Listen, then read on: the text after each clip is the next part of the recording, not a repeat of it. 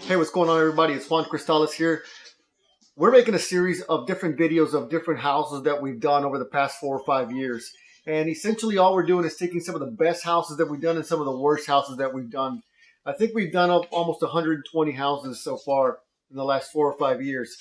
Really what's exciting about this whole thing is that I'm able to kind of just give you a concise aspect of the entire process and what are some of the big lessons learned from those flips. So I'm going to talk about this house that it was a lead that came to me from a realtor. Okay, one of the things that I really like doing is I like talking to realtors to explain to them the process of buying a fix and flip and what we look for and what are some of the good things and some of the bad things that we do. I'm gonna get a little bit more into that, but here's the thing: is that they brought me the deal, and so normally, and what I still do with all agents is like, hey, if you bring me a deal, you can represent me as the buyer, you can represent your seller as a seller. I'll fix it up, and then you can represent me when I sell it. So that's 3 times that the real estate agent can get paid on just one house. And so a lot of times the real estate agents, they want to deal with someone that, has the integrity, that isn't gonna it's gonna basically just close it, without any games. So one of the things that we do is we do that. We explicitly go out and look for agents that are very active in the community and just talk to them about, potentially building a relationship with them. Okay.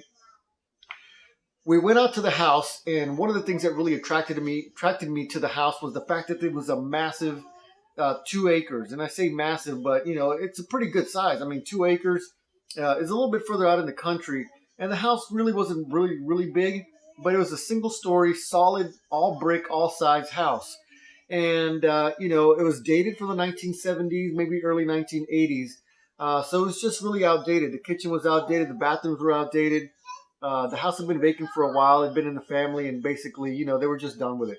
The house needed foundation work. The house just needed a new roof, and there was just a lot of things that the seller just didn't really want to deal with. And so, basically, one of my points in this thing is whenever we go to these houses, you have to understand that you have to educate the seller sometimes. Okay, sometimes a real estate agent can do that for you. Sometimes they're not able to do that. But what I mean by educating the seller is you have to explain to them the process, and sometimes you have to take into consideration where you have to be at what price point, and they sometimes want to hear justification. So real basic, okay? One of the things that people really don't take into consideration is the holding costs. Say, for example, this particular flip, from the time we bought it to the time we sold it and it was flipped, it was 5.5 months or 6 months. We'll just call it 6 months. That's 6 months of taxes that I'm responsible for. That's 6 months of insurance that I'm responsible for. 6 months of utilities, 6 months of lawn maintenance, 6 months of all the things that are involved with owning a house that I was responsible for during that 6 month period. And a lot of investors don't put that into the calculation. So I explained that to the seller, and he's like, well, he was telling me that was a little bit lower than he expected. And I said, well, we also have to take into consideration the fact that, I'm not, have all these tax exemptions, and whenever I buy it, my normal tax rate goes up for any person who buys a house, or most companies that buy a house. Okay, and so he understood, and we basically were able to negotiate a little bit, but we took it to the closing table. The second thing that I'll tell you that we learned there is building solid relationships in the community.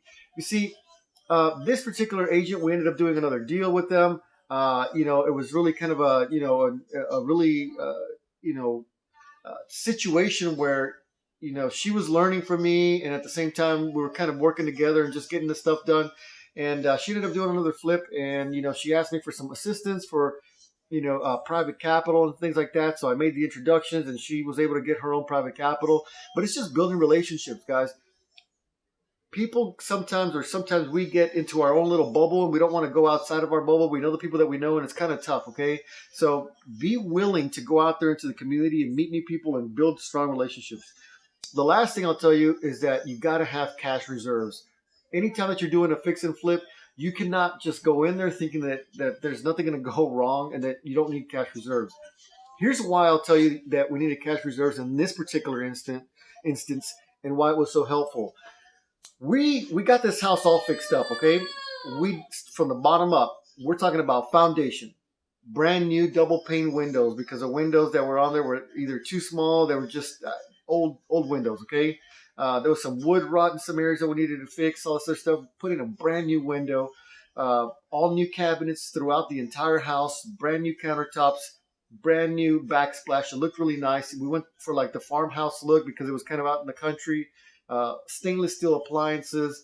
We did the bathrooms completely brand new toilets, new sinks. Everything was brand new. Tubs around.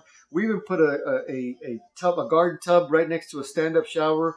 And really, one of the things that's really popular right now is doing frameless glass doors. So there's no frame on this thing, and it just opens up and just kind of meets. It looks really nice. And so it's a little bit extra additional cost, but then, it really helps sell properties. All the light fixtures were brand new. All of the doors were brand new. Everything that we did was brand new on this house, and it just looked awesome. And the house sold really, really quickly. We had multiple offers. We ended up going a little bit above asking price, which is awesome for us. And then we got to the inspection period, or the inspection report. The inspection report comes back, and you're always going to get something on the inspection report, but usually it's nothing that's too really very difficult. In this particular inspection report, they said that the septic system had completely failed. There was nothing that we could do to fix the septic system. And, knowing the seller and talking to him for a little bit at one point, he's like, yeah, man, it's original to the house. We haven't really done anything to it. It's working fine.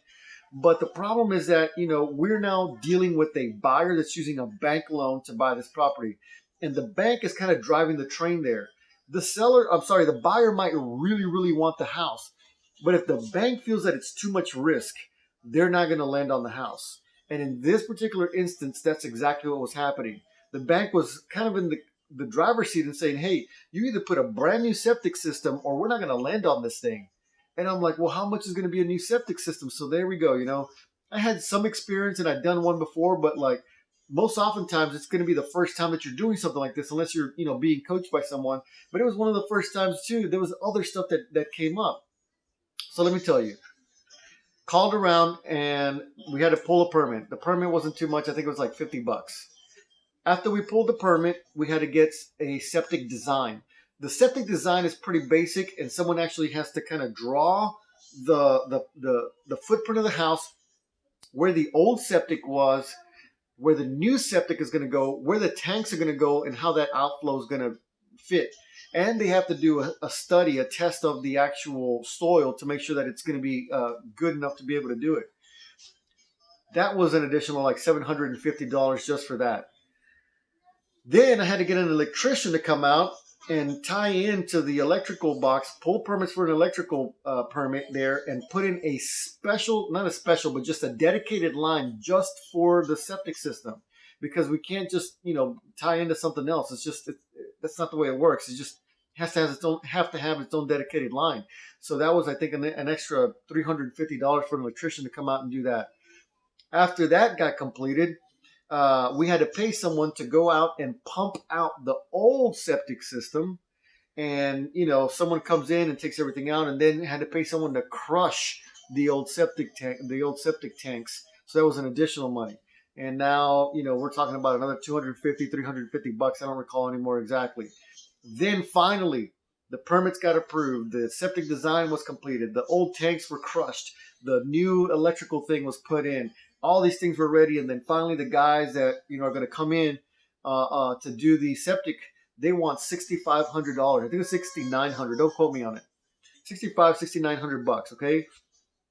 The problem is that the septic companies a lot of times are very, very in high demand, especially if they do good work.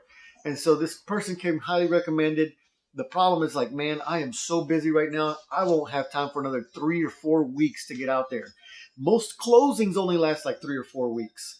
And so I couldn't just hold off a whole nother month to just have this installed and then pass the inspection and then start the closing process. It's just not feasible. So I'm like, look, is there a little extra that I can pay or something to kind of get priority service? We have a buyer ready to go. We have a bank ready to lend. We just got to get this thing done. And I ended up talking to the guy. He's like, look, I'm not going to charge you extra. Just use me in the future and recommend my services. And that's really all the payment that I can ask for. I said, okay, fantastic. And the guy was able to come out early.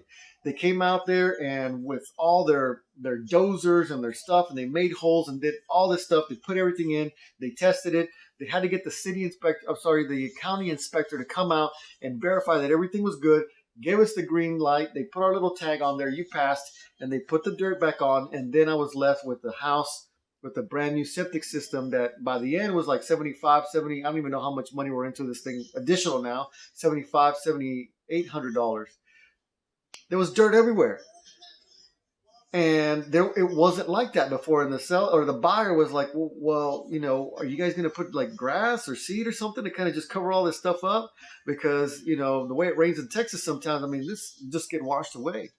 And so here we go, buying, $350 worth of a two pallets of grass, and then paying some people to go out there and put it out there and just kind of get all that stuff done, and then make sure it gets watered regularly, and then finally hoping that this it stuck. I mean, not hoping, but the grass stayed and everything was good with it. But that's exactly what I'm getting at, is that like sometimes you're going to have to need more capital than just the capital that you're getting from the lender to buy it and the fix and flip money that they're going to be able to give you.